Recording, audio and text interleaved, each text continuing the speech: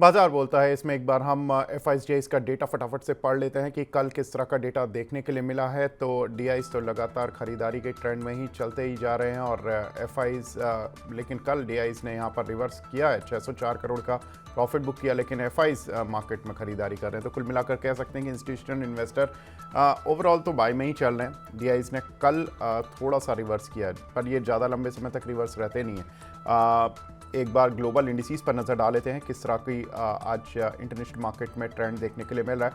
तो डाउ में हरा निशान देखने के लिए मिला, लेकिन काफ़ी फ्लैट, और शंघाई में नेगेटिव मार्क है, हैंसेंग में नेगेटिव मार्क है, करीब 1% नीचे है। निकाई और कोस्पी सभी फ्लैट हैं विद द नेगेटिव बायस। साथ ही एक बार टॉप गेनर्स और लूजर्स पर नज़र डाल लेते हैं कौन से शेयर्स हैं जहां पर कि आज अच्छी स्ट्रेंथ देखने के लिए मिल रही है।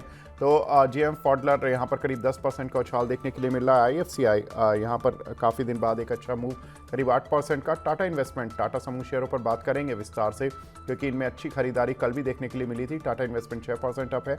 एनबीसीसी आज बोनस की खबर है, 6% ऊपर है। डेटामेटिक्स इसमें भी काफ़ी अच्छा उछाल पिछले 2-3 सत्रों से देखने के लिए मिल रहा है, इस पर भी विस्तार से बात करेंगे। करीब 6% का मूव इस काउंटर पर है।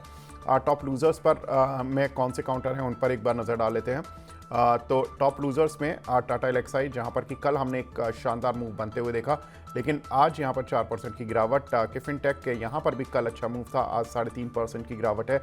सुप्रजीत इंजीनियरिंग करीब 2.5% नीचे है। सिग्नेचर ग्लोबल करीब 2.25% और टीडी पावर्स में करीब 2.5% की गिरावट देखने के लिए मिल रही है। लेकिन कुछ एक ग्लोबल खबरें जो कि मार्केट पर इम्पैक्ट डालती हैं या कुछ एक पर्टिकुलर सेगमेंट्स पर इम्पैक्ट डालती है। तो पहली खबर है कॉपर कीमतें 6 हफ्तों के उच्चतम स्तर पर इंटरनेशनल मार्केट में पहुंच चुकी हैं। समीर सर, ये अगस्त फर्स्ट वीक तक काफ़ी गिरती हुई जा रही थी, 4 महीने के लोज पर आ गई थी। हालांकि अगर हम इनका लॉन्ग टर्म ट्रेंड देखें तो कॉपर काफ़ी तेज़ी से चला है, अब दोबारा से रिकवर हो रहा है। सर, ये हिंदुस्तान कॉपर, वेदांता, हिंडाल्को और जो केबल वाली कंपनियां हैं लाइक केईआई, पॉलीकैब, इन सभी पर आपकी राय सर, क्या करना चाहिए इन सभी पर? तो कॉपर का डिमांड बढ़ रहा है because of the kind of infrastructure, I mean जो इन्वेस्टमेंट्स यहाँ पे इंडिया में हो रहे हैं, because the demand for the copper cables जो बढ़ रहे हैं, so that is some amount of demand. And but एक चीज देखना चाहिए कि इन चाइना, जहाँ which is the biggest producer, I mean biggest demand centre जो कॉपर के लिए, वहां पे ग्रोथ इतनी नहीं हो रही है। So I don't know if this trend is going to sustain, तो वो इम्पोर्टेंट है देखने के लिए। तो फिलहाल आई कैन से दिस कि अगर कॉपर प्राइसेस बढ़ते हैं तो हिंदुस्तान कॉपर को to large extent direct benefit जाता है, बिकॉज वो माइनिंग से लेके फाइनल कॉपर प्रोडक्ट बनाती है। वेदांता के पास या और हिंडाल्को के पास यहाँ पे इन इंडिया जो है, they are basically converters. Copper cathode को कॉपर प्रोडक्ट बनाते हैं, उनको वो मार्जिन मिलता है, वो स्प्रेड मिलता है टू कन्वर्ट दैट। तो they do not get the full benefit of the rise in copper price, but they get a certain spread, और वो spread में I don't think major change आता है। So I would not be buying copper price movement पे, I would not be buying Hindalco या वेदांता। और जो copper consumers है, जब कॉपर प्राइस बढ़ते हैं, फॉर एग्जाम्पल जो आपने कहे पॉलीकैब या ऑल दीज केबल कंपनीज, उनके लिए रॉ मटेरियल कॉस्ट इंक्रीज होता है, but they are able to pass on, वो लोग पास ऑन काफी इजीली कर पा रहे हैं, and they been able to do that in India for quite some time. तो मेरे हिसाब से no major change is going to happen in the earnings, profitability और एनी ऑफ इट। तो I would not read too much into it, but हाँ, Hindustan copper, अगर copper price बढ़ता है तो उनको डायरेक्ट बेनिफिट। बिल्कुल, तो हिंदुस्तान कॉपर पर नज़र रखनी चाहिए। बाकी केबल कंपनीज जिनकी की रॉ मटेरियल कॉस्ट बढ़ जाती है, वो अपने प्राइजेस बढ़ाकर मार्जिन्स को इंटैक्ट रखती हैं। दूसरी खबर, रूस के यूक्रेन पर हमले थोड़े तेज हुए हैं, तो जियोपॉलिटिकल रिस्क थोड़ा सा बढ़ता जा रहा है। एक तरफ शांति की बात हो रही है, दूसरी तरफ हमले भी तेज हो रहे हैं। बड़ा इंटरेस्टिंग सिनारियो है, लेकिन कहीं ना कहीं डिफेंस कंपनीज पर सरकार का फोकस भी रहता है, काफ़ी बड़े ऑर्डर्स भी इन कंपनीज को मिलते रहते हैं। Brijesh sir, HAL, BEL, BEML, इन जैसी कंपनीज पर कोई है आपकी रडार पर जो कि काफ़ी अब ऊपरी स्तरों से गिरने के बाद कोई लग रहा है कि सपोर्ट पर आया है काउंटर? तो विवेक जी, मैं ये कहूँगा कि इस समय तो बाइंग नहीं दिख रही है, एक्सेप्ट HAL के शेयर को छोड़ के, चाहे मैं BEL या BEML को देखूं, उसमें बाइंग नहीं दिख रही है, बट HAL में डेफिनेटली बाइंग दिख रही है। 4730 के आसपास में ट्रेड होता हुआ दिख रहा है इस समय। और जो रिसेंट स्विंग लो है वो लगभग 4540 का है। तो हम यही बेट लगाएंगे कि वो एक लेवल है जो ब्रेक नहीं करता है, उसका एक स्टॉप लॉस लेके चलिए। और अगर ये मौजूदा स्तर पे आप बाइंग करते तो इमीडिएट जो रेजिस्टेंस आपको देखने को मिलेगा वो लगभग 5060 5070 का रहेगा, और उसके ऊपर अगर ये सस्टेन कर गया तो फिर आपको 5400 से 5500 के तक के भी लेवल दिखा सकता है। तो 5500 का एक स्टॉप लॉस लेके चलेंगे, और ऊपर में जो पहला जो रेजिस्टेंस 4500 का स्टॉप लॉस लेके चलेंगे, और जो पहला टारगेट रहेगा वो 5070 का रहेगा, और उसके ऊपर अगर सस्टेन होता है तो जो नेक्स्ट लेवल रहेगा वो 5400 से 5500 का रहेगा। बिल्कुल। आज हम शेयर स्कैन पर भी बात करने वाले हैं, उसमें एक काउंटर रहेगा, डिफेंस से ही जुड़ा हुआ है, उस पर विस्तार से बात करेंगे। लेकिन एक और समीर सर, बड़ी खबर, अक्टूबर का बजट थोड़ा पेनफुल होगा, ऐसे यूके के प्राइम मिनिस्टर ने कहा है, और उन्होंने कहा कि सरकारी स्पेंडिंग भी कट हो सकती है।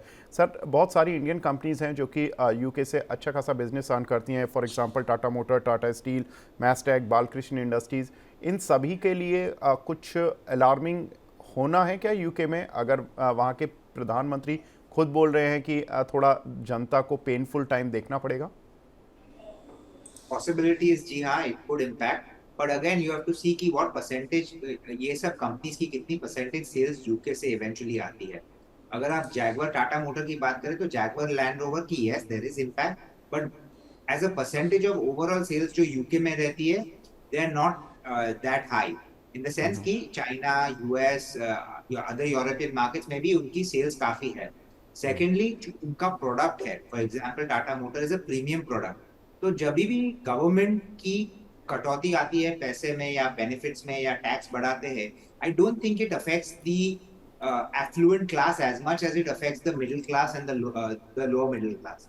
I'm not saying that UK में वैसा situation है जैसे इंडिया में है, but again there also the people who are buying Jaguar are not going to get affected कि अगर गवर्नमेंट ने 200 basis या 500 basis points से टैक्स बढ़ाया या कुछ चेंजेस किए in the spending or anything, because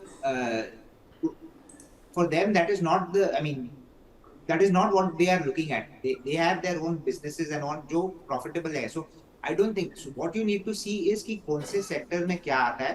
Difficult to call out now कि कैसे impact आएगा. But yes, definitely जो भी mass market, mass segments में sales करते हैं उनको impact आ सकता है. But premium market में we've seen historically also, जब COVID का भी आया, जब spending कम हुआ था, the premium brands did not lose business. It was the mass market जहाँ थोड़ा business impact हुआ था.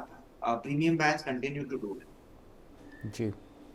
कुछ एक डोमेस्टिक काउंटर्स जिन पर की काफ़ी खबरें हैं, एनबीसीसी जहां पर की बोर्ड बैठक होने वाली है 31 अगस्त को, और बोनस इशू पर विचार किया जाएगा।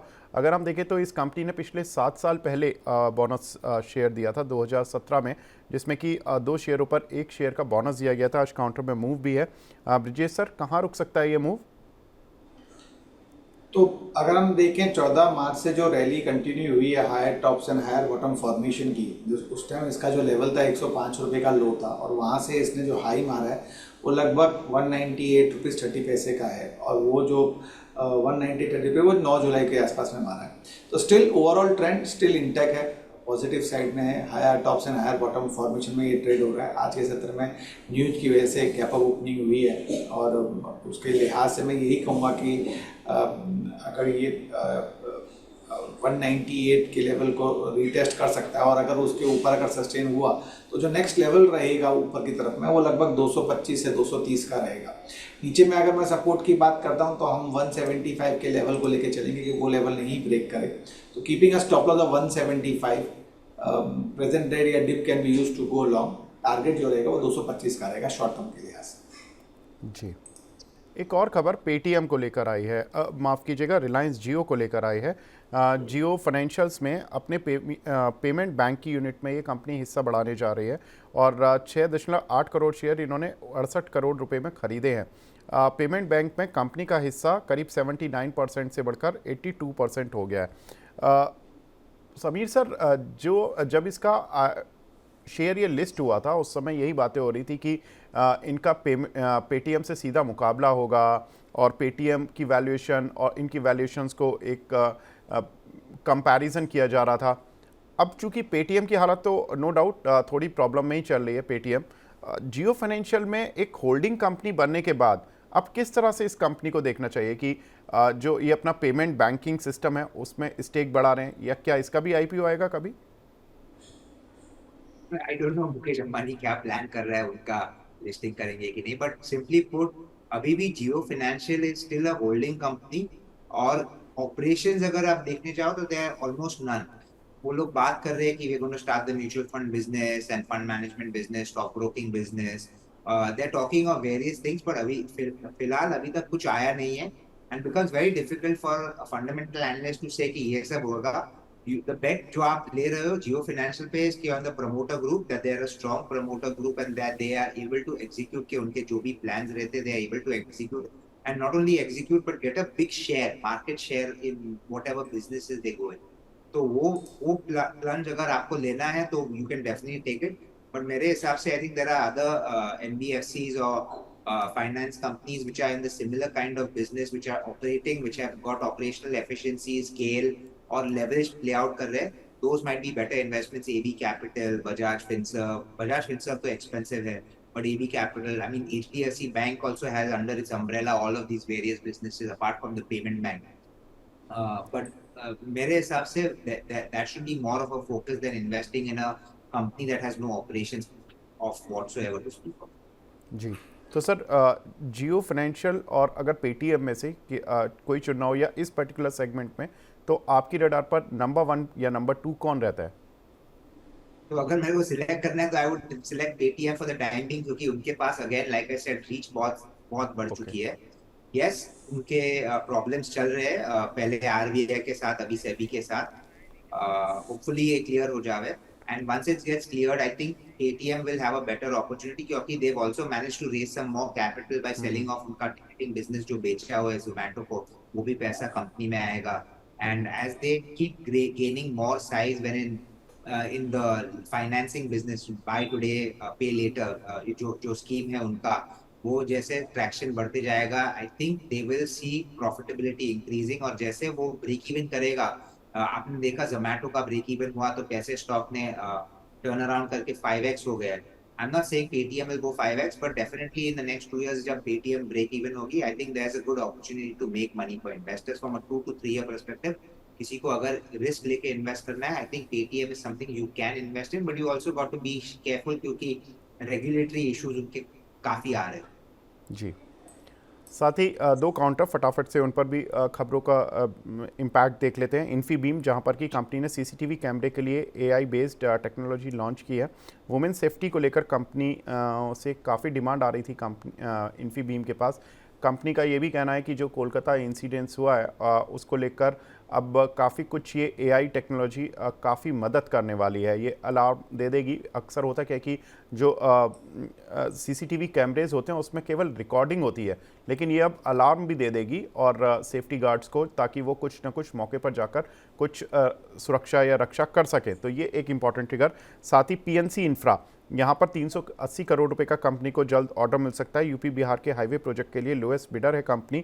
बक्सर बहरौली के बीच गंगा पर ब्रिज बनाने के लिए प्रोजेक्ट है। अगर हम देखें तो ये प्रोजेक्ट 910 दिन में कंपनी को पूरा करना होगा।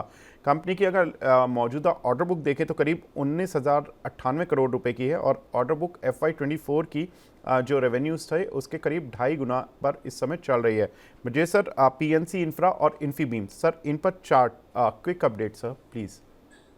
पीएनसी इंफ्रा की बात करूँ तो जब तक 486 के ऊपर स्टॉक नहीं चलता तब तक बाइंग तो दिखती नहीं है मुझे। नो डाउट एक बेस फॉर्मेशन बनाने की कोशिश कर रहा है 458 के आसपास में, बट वो भी वीकर लेवल है। वॉल्यूम आज न्यूज़ बेस पे वॉल्यूम में उछाल देखने की मतलब न्यूज़ की वजह से उसमें उछाल देखने को मिला है, but still overall trend negative है। अगर कोई बाइंग करनी है तो मैं यही कहूँगा कि एक बार 486 के ऊपर अगर ये ट्रेड होता है तभी आप बाइंग करें, और उस लिहाज से जो स्टॉप लॉस लगा के चलें वो 470 का लगा के चलें, और वहाँ से अगर वो स्टॉक जंप लेता है तो शॉर्ट टर्म के लिए से आप 525 का लेवल आप देख पाएंगे।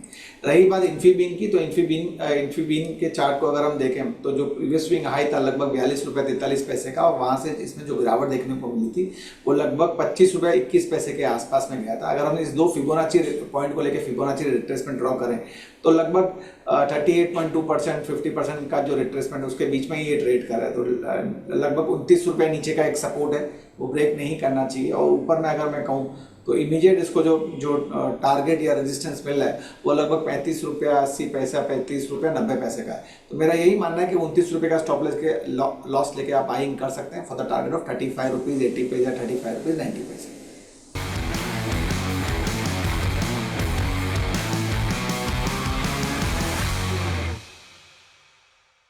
शेयरों पर एचडीएफसी स्काई के इन हाउस एक्सपर्ट्स की राय जानने के लिए अभी डाउनलोड करें एचडीएफसी स्काई ऐप, जहां पर आप शेयरों पर रिकमेंडेशंस भी ले सकते हैं। ऐप डाउनलोड करने के लिए स्क्रीन पर दिए क्यूआर कोड को स्कैन करें।